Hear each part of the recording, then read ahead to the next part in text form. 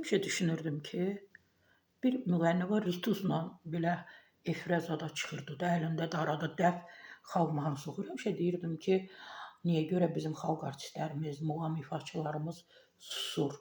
Niyə görə onlara onun iradını bildirmirlər? Dar rituz geyinir, qılçaları belə. Bilmək olmur bu qadındır, bilmək olmur kişidir.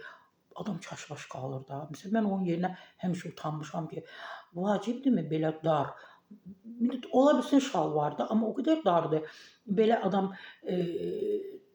adamda, belə insanlarda, tamaşaçıda belə təsəvvür yaranır ki, bu məhz rituz. Çünki görkəm elədir. Xalq artisti Məsum İbrahimov sənət adamlarına səslənib.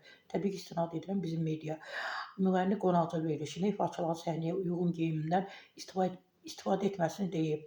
Hər kəs öz janrına uyğun geyinsə daha yaxşıdır. Həyatda kim nə istəyir, geyinsin. Bəli, küçədə, şəhərdə, bağda, bağçada düz deyir. Kim nə istəyir, geyinsin. Amma efirdə əlbəttə ki, amma səhnədə lazım olanda kostyum, lazım olanda milli geyim geyinirəm. Hər yerin öz geyimi var.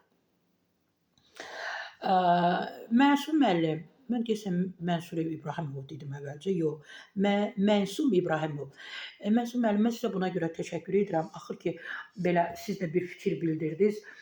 Bəli, bir muğam ifaçısı var. Siz özünüz də görmüsünüz də.